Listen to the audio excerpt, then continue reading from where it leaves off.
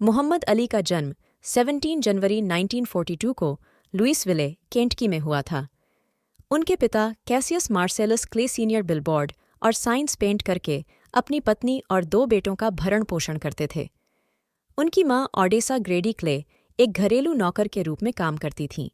यह एक लाल और सफ़ेद साइकिल थी जिसने भविष्य के हेवीवेट चैंपियन को मुक्केबाजी के खेल की ओर अग्रसर किया।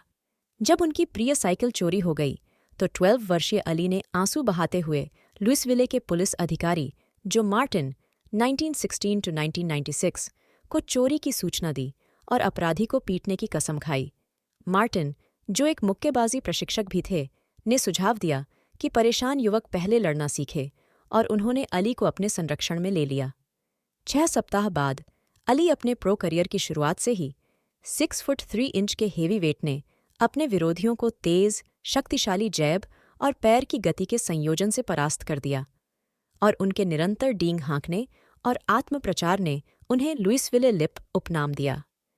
15 नॉकआउट सहित अपने पहले 19 मुकाबलों को जीतने के बाद अली को 25 फरवरी 1964 को मौजूदा हेवीवेट चैंपियन सन्नी लिस्टन 1932-1970 के खिलाफ अपना पहला खिताब मिला। जब लिस्टन 7वें राउंड की शुरुआत में घंटी बजाने में विफल रहे तो अली को वास्तव में दुनिया के हेवीवेट चैंपियन का ताज पहनाया गया। लड़ाई के बाद रिंग में नए चैंपियन ने दहाड़ते हुए कहा, मैं सबसे महान हूं। अली द्वारा पहली बार हेवीवेट चैंपियनशिप जीतने के लगभग 50 साल बाद एक अज्ञात खरीदार ने 7वें राउंड के तकनीकी नॉकआउट में लिस्टन को हराने के लिए पहने गए दस्ताने $836,000 में खरीदे। अली ने जीत के लिए केवल $630,000 कमाए। फिर वियतनाम युद्ध के दौरान अली 28 अप्रैल 1967 को अमेरिकी सशस्त्र बलों में शामिल होने के लिए उपस्थित हुए।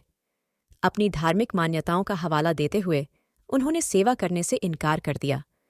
अली को गिरफ्तार कर लिया गया और न्यूयॉर्क राज्य एथलेटिक आयोग ने तुरंत उनके मुक्केबाजी लाइसेंस को निलंबित कर दिया और उनकी हेवीवेट बेल्ट को रद्द कर दिया। 1970 में न्यूयॉर्क राज्य के सर्वोच्च न्यायालय ने उनके मुक्केबाजी लाइसेंस को बहाल करने का आदेश दिया।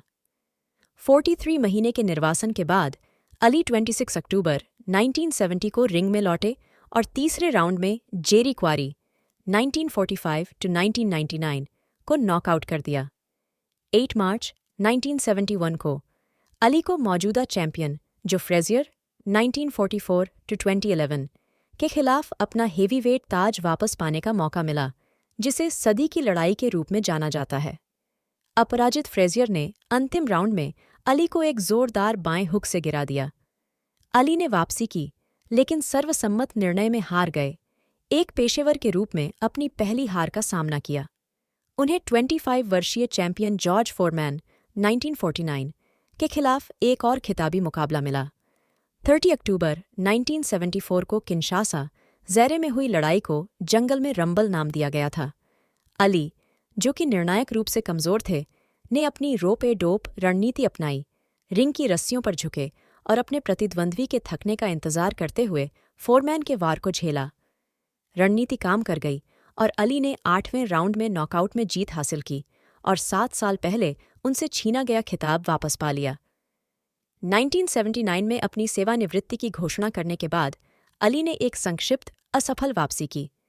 हालांकि 1980 में लैरी होम्स 1949 के हाथों तकनीकी नॉकआउट से उन्हें हार का सामना करना पड़ा और 11 दिसंबर 1981 को उन्होंने ट्रेवर बर्बिक 1954-2006 के खिलाफ 10 राउंड के सर्वसम्मत निर्णय से हार का सामना किया।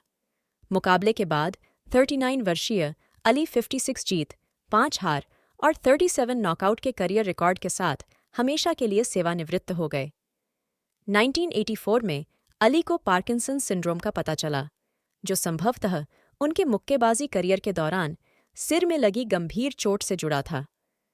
पूर्व चैंपियन के मोटर कौशल में धीरे धीरे गिरावट आई और उनकी हरकतें और भाषण सीमित हो गए। शानदार मुक्केबाज 3 जून 2016 को 74 वर्ष की आयु में इस दुनिया से चले गए।